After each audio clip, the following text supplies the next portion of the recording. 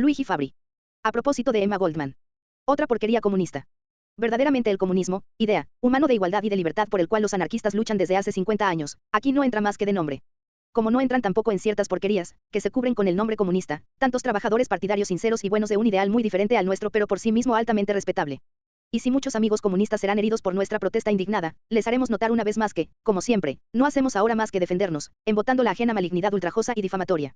No es nuestra la culpa si ciertos falsos apóstoles del Frente Único continúan con su fraseología superficial y pequeño burguesa, vacía de ideas y solo rica en giros deshonestos, lanzando entre el proletariado, que debiera estar unido, el veneno acre y disgregador de sus polémicas rencorosas y personalistas.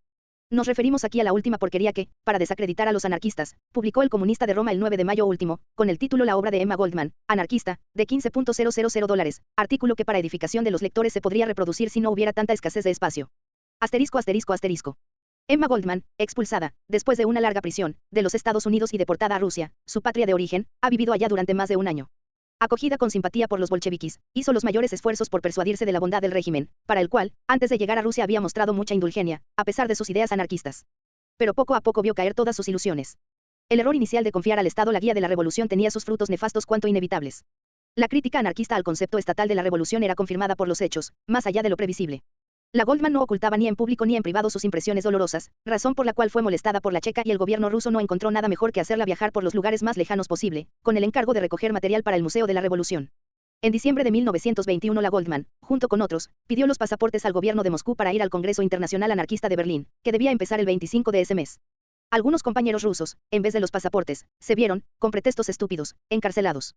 La Goldman, con Bertman y Skepirou, pudieron partir, pero los agentes de la Checa hicieron de modo que en la frontera fueran arrestados, impedidos de proseguir hasta Berlín y expulsados a Suecia. En Estocolmo la Goldman reemprendió su trabajo periodístico para varios diarios y revistas anarquistas, publicó llamados de socorro para los anarquistas presos en Rusia, etc. Últimamente escribió una serie de 10 artículos sobre Rusia para un diario burgués democrático de los Estados Unidos, el New York World. En estos artículos muy serios e importantes, que cualquiera de nuestras editoriales haría muy bien en traducir y publicar en opúsculo, la Goldman habla como anarquista y como revolucionaria. Considerando que el tiempo del silencio ha pasado y se puede decir la verdad sin peligro de favorecer a los enemigos de la revolución, él la dijo. Pero advierte que es necesario no confundir al partido que gobierna a Rusia con la revolución rusa. La crítica anarquista al gobierno es hecha en interés exclusivo de la revolución misma. Ahora el comunista, con una fraseología grosera, tomada de las expresiones dialectales napolitanas, fabrica una estúpida correspondencia de Nueva York contra la Goldman. Pero no cita ni siquiera un solo argumento de esta, no discute ninguno y, sobre todo, no desmiento, no niega ninguno de los hechos narrados por la Goldman. Toda la crítica dialéctica del diario comunista romano consiste en ataques personales contra la Goldman, en insolencias vulgares, que quieren ser espirituales y son solamente cretinas, y en insinuaciones jesuíticas y difamatorias sobre la vida de Emma Goldman en América antes de ser expulsada a Rusia. Según el comunista, la Goldman en América habría vivido continuamente como una reina.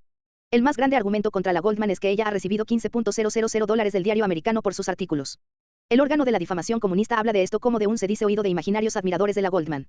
Sin saber nada todavía, apostamos a que se trata de una inflación fenomenal. Pero es cierto que estos artículos habrán sido pagados, porque todos los diarios burgueses y también los comunistas dictatoriales pagan a sus colaboradores. Los grandes escritores del comunismo crítico lo saben bien, porque antes de ser pagados por su obra periodística por el potente Partido Comunista, es decir, antes de abrir tienda periodística por cuenta propia, muchos de ellos escribían para los diarios burgueses. Y no escribían gratis.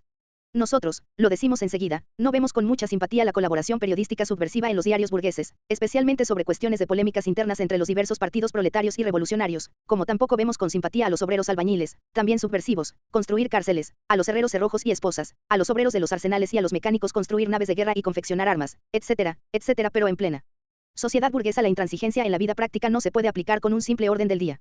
Y aunque el caso de Goldman no entra siquiera en esta especie de consideraciones, puesto que ella no es periodista en las dependencias burguesas, sino una escritora que ha escrito ocasionalmente, con plena independencia de juicio, sobre un dado argumento solamente lo que cree ser la verdad, en perfecta coherencia con sus ideas, sin embargo hubiéramos preferido que hubiese escrito para un diario anarquista sus impresiones y no para un diario burgués. Si esto era preferible, no obstante, moralmente nada se le puede reprochar a la Goldman por haber hecho lo contrario. Ella no ha desmentido la verdad ni sus ideas para dar placer a los patrones del diario, y, por consiguiente, la implícita acusación que le hacen los escribas lamepiés del gobierno ruso cae en el ridículo. Por lo demás el desinterés y la sinceridad de Emma Goldman son conocidos desde hace más de 30 años en el mundo anárquico, revolucionario y obrero, especialmente en Inglaterra, en Estados Unidos y entre los emigrados rusos. Pero lo que hace rugir de rabia a nuestros adversarios es precisamente su persuasión de que la Goldman dice la verdad y habla con sinceridad. La ultrajan, porque es mucho más fácil decir insolencias que desmentir verdades que hoy todos conocen. Estén tranquilos los fariseos del periodismo moscovita. Si Emma Goldman hubiese querido mentir y convertirse solo un poquito a la teoría del hecho cumplido, no hubiera tenido que mandar sus artículos a un tan lejano diario de América. La compensación por un trabajo periodístico a Deus and Delfini la habría encontrado mucho más cerca. Y quizá nosotros leeríamos hoy los artículos de la inteligente anarquista en El Comunista como leemos los artículos de esa perla de anarquista de doble cara que es Víctor Serge. Asterisco asterisco asterisco. El corresponsal de Nueva York no se conforma con tomársela con la Goldman. Ataca también a Shapiro, a quien en América nadie conoce, y Bergman, como gente que goza allá de una fama inmerecida. Ignora, por ejemplo, que Alejandro Bergman ha pasado muchos años de su juventud entera, en las cárceles de los Estados Unidos por haber demostrado con hechos y no con charlas ser un revolucionario. Se habla en El Comunista, probablemente inventando, de silbidos rusos y americanos a la Goldman en un mitin en Nueva York. Explíquenos el incauto corresponsal por qué la única organización sindical americana con tendencias avanzadas y sobre el terreno de la lucha de clases, la Industrial Workers of the World, ha rechazado la adhesión a los sindicatos rojos moscovitos. En cuanto a los rusos, es precisamente en un periódico de anarquistas rusos de lengua hebraica de Nueva York donde se publican artículos sobre el bolchevismo y sobre el gobierno de Moscú mucho más áspera que los de Emma Goldman. Estaría bien traducir alguno. Que la propaganda anarquista les haya hecho romper los huevos en la cesta a los aspirantes dictadores de los varios países, que casi en todas partes han visto huírseles las esperanzas de la propia hegemonía de parte sobre todo el conjunto del movimiento obrero, esto puede darse.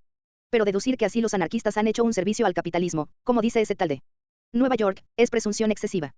Como en Rusia la revolución no es la misma cosa que el gobierno, así en los varios países el movimiento obrero y revolucionario no se identifica en modo alguno con el Partido Comunista. Los obreros pueden también seguir escasamente a los comunistas de Estado y moderar sus entusiasmos por los dictadores de Moscú, pero en todas partes quedan, como nosotros, solidarios con la revolución rusa contra las burguesías y los estados que tienen sobre el cuello sin términos medios. Es retórica ridícula, que habla de la cuerda en casa del ahorcado, la del comunista que se hace escribir de Nueva York que es la culpa de los anarquistas que las masas se han desmoralizado cuando parecían en la aurora del Renacimiento y fueron así lanzadas atrás en la reacción, etcétera. No joroben. Por lo menos hubieran estarse callados estos de Italia, puesto que si el advenimiento histórico proletario fue, en 1919 a 20, siempre postergado, de ellos son responsables en conjunto, más bien en su mayor parte, los dirigentes comunistas del Partido Socialista de entonces. Séame testigo Jena, ilegible. Las críticas anarquistas al bolchevismo no entraron para nada. Después nuestras críticas no tenían más nada que demoralizar. Y además, las críticas de convicciones ideales sinceras, apoyadas en la proclamación de la verdad, jamás han desmoralizado a nadie.